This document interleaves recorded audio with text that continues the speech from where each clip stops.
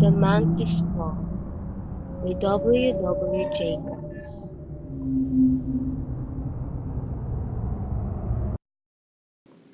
Outside, the night was cold and wet.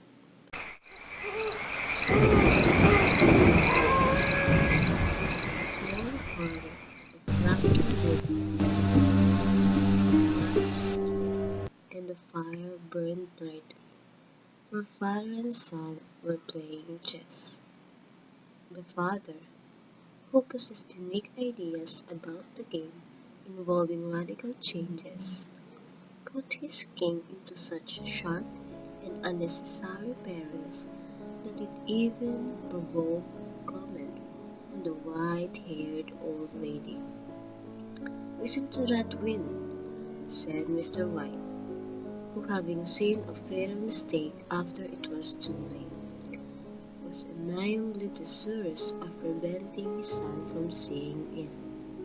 "I'm listening," said the son, grimly surveying the board as he stretched out his hand. "Check.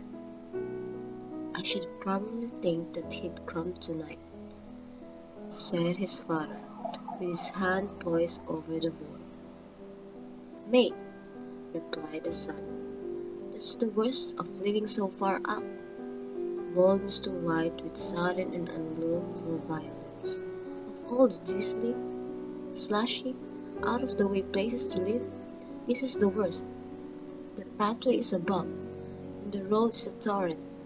I don't know what people are thinking. I suppose because only 2 houses in the road are occupied, they think it doesn't matter," said his wife soothingly. "Perhaps you'll win the next one." Mr. White looked up sharply, just in time to intercept a knowing glance between mother and son.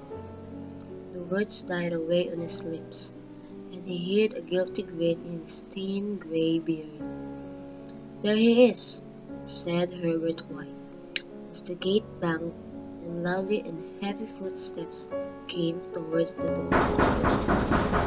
The old man rose with hospitable haste, and opening the door, greeted the new arrival. The new arrival returned the greeting. Mrs. White interrupted with a soft and gently cough as her husband entered the room, followed by a third burly man, pretty-eyed and rubicund of visage. "Sergeant Major Morris," her husband said, introducing the guest. The sergeant shook his hands, and taking a seat by the fire, watched contentedly while his host got out whiskey and tumblers and placed a small copper kettle on the fire. At the third glass, his eyes got brighter, and he began to talk. The little family circle regarding with eager interest the visitor from distant parts, as he squared his broad shoulders in the chair and spoke of strange sins and doughty deeds, of wars and plagues and strange peoples. Then he took the monkey's paw out of his pocket and began to show it to the Whites. Mrs. White drew back with a grimace, but her son, taking it, examined it curiously. "And what is special about it?" inquired Mr. White, as he took it from his son, and having examined it, placing it to the table. "It had a spell put on it by an old fakir," said the sergeant major, "a very holy man.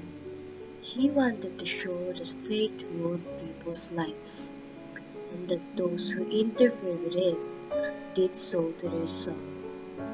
He put a spell on it so that 3 separate men could each have 3 wishes from it. His manner was so impressive that his hearers were conscious that their light laughter jarred somewhat. "Well, why don't you have 3, sir?" said Herbert White. The soldier regarded him in the way that middle age is wont to regard presumptuous youth. "I have," he said quietly, and his blotchy face widened. "And did you really have the 3 wishes granted?" asked Mrs. White. "I did," said the Surgeon Major, and his glass tapped against his strong teeth. "And has anybody else wished?" inquired the old lady. "The first man had his 3 wishes, yes.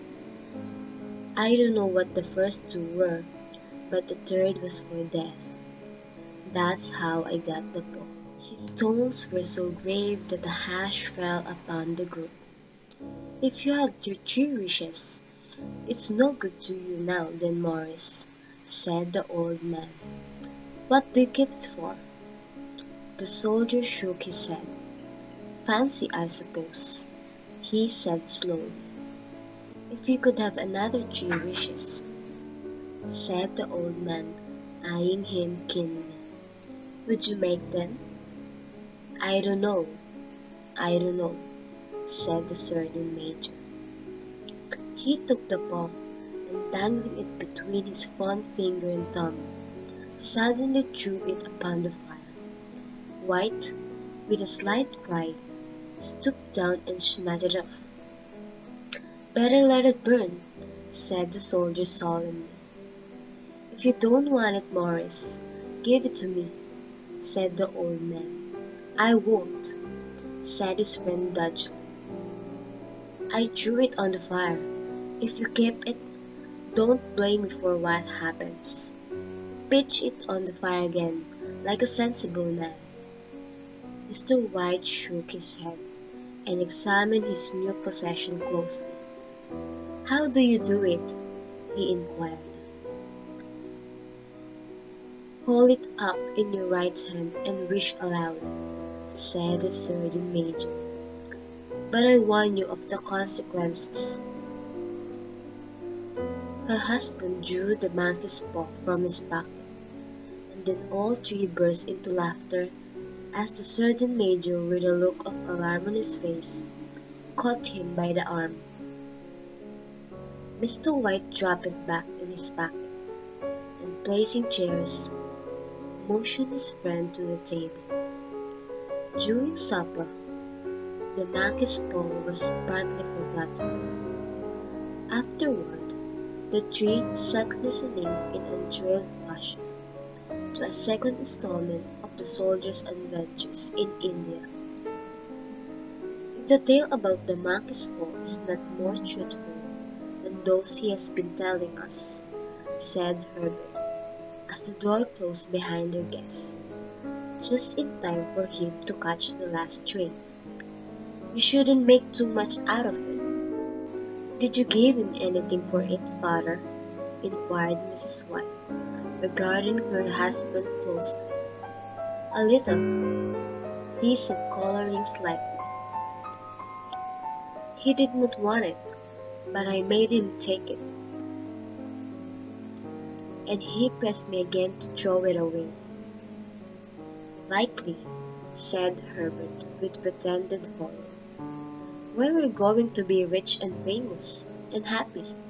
Wish to be an emperor, father, to begin with. Then you can't be handpicked."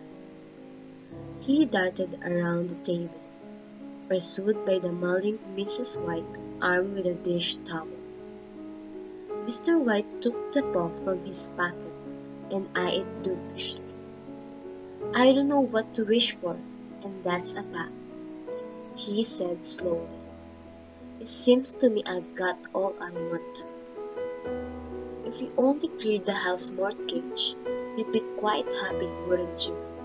said Herbert, with his hand on his shoulder. "We'll wish for £200 then." His father, smiling shamefacedly at his own credulity, held up the monkey's paw as his son, with a solemn face, somewhat marred by a wink at his mother, sat down at the piano and struck a few impressive chords. "I wish for £200, said the old man distinctly. A fine crash from the piano greeted the words, interrupted by a shuddering cry from the old man. His wife and son runs toward him. "It moved!" he cried with a glance of disgust at the object as it lay on the floor. "When I made a wish, it twisted in my hands like a snake." "Well, I don't see the money," said his son, as he picked it up and placed it on the table. "And I bet I never will." "It must have been your imagination, father," said his wife, regarding him anxiously. He shook his head. "Never mind though, there's no harm done, but it gave me a shock at the same time." They sat down by the fire again, while the two men finished their pipes. Outside the wind was blowing higher than ever, and the old man jumped up nervously at the sound of a door banging upstairs. A depressing and unusual silence settled upon all three, which lasted until the old couple rose to retire for the night. "I expect you'll find the cash tied up in a big pot in the middle of your bed," said Herbert, as he bade them good night, "and something horrible squatting up on top of the wardrobe watching you as you pocket your ill-gotten gains."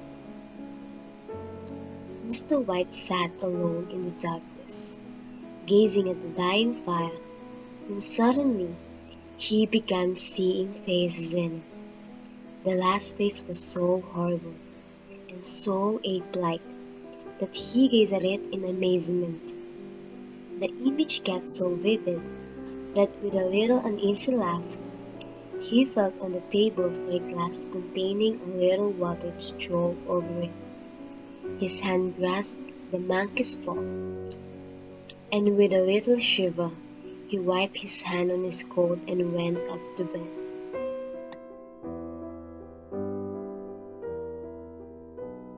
In the brightness of the wintry sun the next morning, Mr. White laughed at his fears as the sunbeams streamed over the breakfast table. There was an air of ordinary wholesomeness in the room that it lacked on the previous night, and the dirty, shriveled little paw was pitched on the sideboard with a carelessness which betokened no great relief in its virtues. Meanwhile, Mrs. White followed Herbert to the door, watched him walk down the road. Returning to the breakfast table, she was very jovial at the expense of her husband's gullibility. All of her merriment did not prevent her from scurrying to the door at the postman's knock, nor prevent her from referring to the retired Sergeant Major bibulous habits when she found that the post brought a tailor's bill. She was watching the mysterious movement of a man outside, who, peering in an undecided fashion at the house, appeared to be trying to make up his mind to enter. As she thought about the £200 for some reason, she noticed that the stranger was well dressed and wore a silk closing new hat. He paused 3 times at the gate and then walked on again. The 4th time he stood with his hand on the gate, and then with a sudden resolution, flung it open and walked up the path. He gazed at her furtively and listened in a preoccupied fashion. She then waited as patiently for him to broach his business, but at first he was strangely silent. "I was asked to call," he said at last, and stooped and picked a piece of cotton from his trousers. "I come from Meggins and Company." The old lady was startled. "Is anything the matter?" she asked breathlessly. "Has anything happened to Herbert? What was it?" Her husband interposed. There, mother," he said hastily. "Sit down, and don't jump into conclusions. You haven't brought any bad news, I'm sure, sir. And he eyed the other wistfully. She broke off suddenly, as the sinister meaning of the assurance dawned upon her, and she saw the awful confirmation of her fears in the other's averted face. She caught her breath, and turning to her slower-witted husband, laid her trembling hold upon his. There was a long silence. Mr. White sat staring blankly out at the window, and taking his wife's hand between his own, pressed it as he had done in their old courting days nearly 45 years before. "He was the only one left to us," he said, turning gently to the visitor. "It is hard." The firm wished me to convey their sincere sympathy with you in your great loss, he said without looking round. "I beg that you will understand. I am only their servant, merely obeying orders." There was no reply. The old woman's face was white, her eyes staring, and her breath inaudible. On the husband's face was a look such as his friend, the sergeant major, might have carried into his first action. "I was to say that Meggins and Company disclaim all responsibility," continued the gentleman. "They admit no liability at all, but in consideration of your son's services, they wish to present you with a certain sum of compensation." Mr. White dropped his wife's hand, and rising to his feet, gazed with a look of horror on his visitor. His dry lips shaped the words. "How much?" £200 was the answer. And conscious of his wife's shriek, the old man smiled faintly, put out his hands like a sightless man, and dropped a senseless heap to the floor. In the huge new cemetery, Sam Thomas discerned the old people buried their dead son, and came back to a house steeped in shadow and silence. It was all over so quickly that at first they could hardly realize it, and remained in a state of expectation, as though something else would happen, something else that would lighten this load that was too heavy for old hearts to bear. However, the days passed. The expectation gave place to resignation, the hopeless resignation of the old, that turns into deep gray apathy. Sometimes they hardly exchanged a word, for now they had nothing to talk about, and their days were long and wearisome. It was about a week after that the old man, waking suddenly in the night, stretched out his hand and found himself alone. The room was in darkness, and the sound of subdued weeping came from the window. He raised himself in bed and listened. "Come back, mother," he said tenderly. "You will get cold." "It is colder for my son," said the old woman, as she started weeping again. The sound of her sobs died away in his ears. The bed was warm, and his eyes heavy with sleep. He dozed restlessly, but eventually fell asleep until a sudden wild cry from his wife awoke him. "The paw!" she cried wildly. "The monkey's paw!" He rose up in alarm. Where's that? What's the matter?" She came stumbling across the room towards him.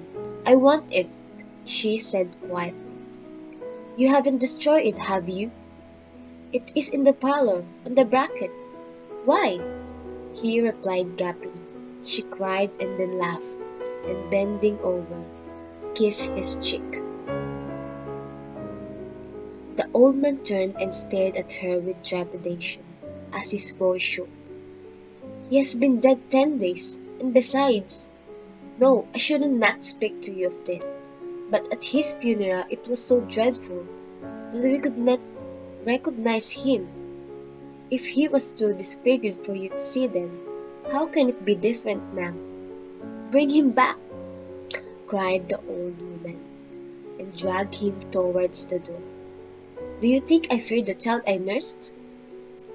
He went down in the darkness, and felt his way to the parlor, and then to the mantelpiece.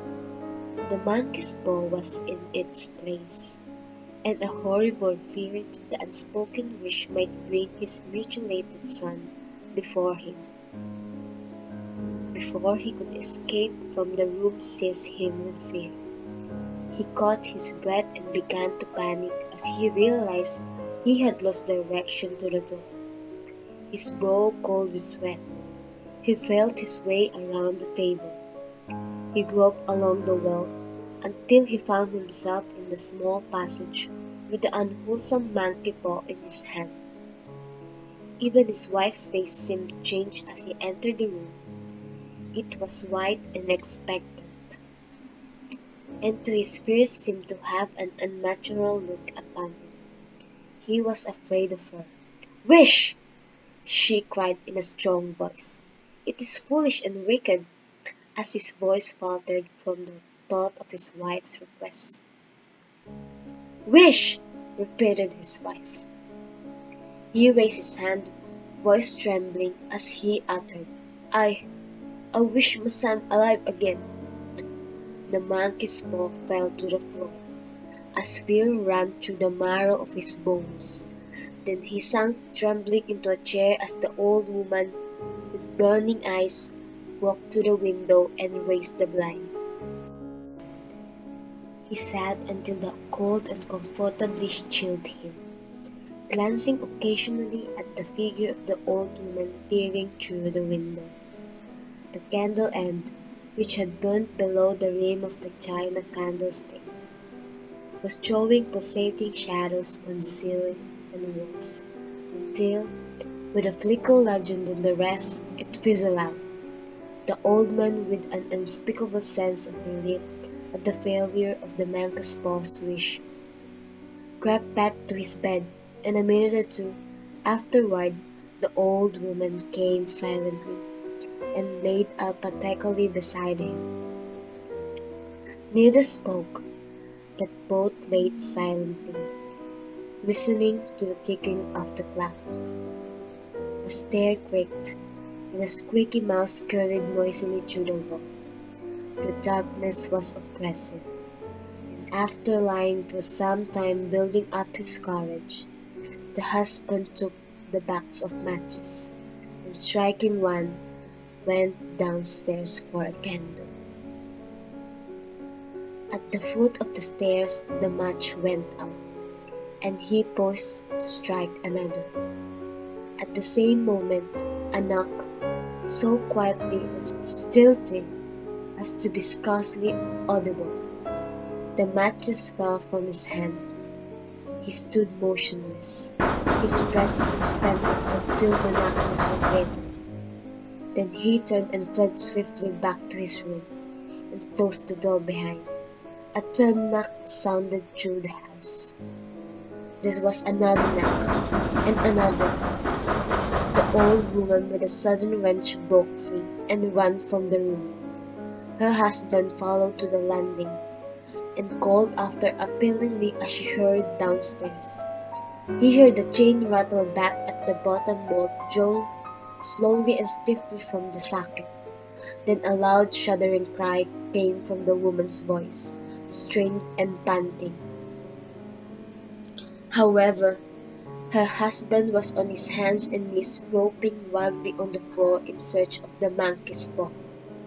If he could only find it before the thing outside got in! A perfectly timed and sustained burst of knocks reverberated through the house. He heard the scraping of a chair that his wife carried through the front door.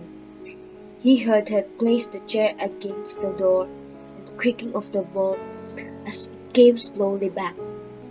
At the same moment, he finally found the monkey's paw, and frantically breathed his third and last wish. The knocking ceased suddenly, yet Mr. White could still hear its echoes reverberating through the house. He heard the chair drawn back and the door opening. A cold wind rushed up to the staircase, and then he heard a long, loud wailing cry of misery and disappointment from his wife. At this, he bolted down the stairs to save his wife from whatever grave evil had befallen her. As he entered the room, there was nothing but silence and a cold breeze from the door. He stood silently by his wife. Yet again, only hushed stillness chilled the room. The two stepped outside to the gate that was teetering back and forth with a squeaking, eerie jungle. They looked up the empty street where a lone lamp flickered on a quiet and deserted road.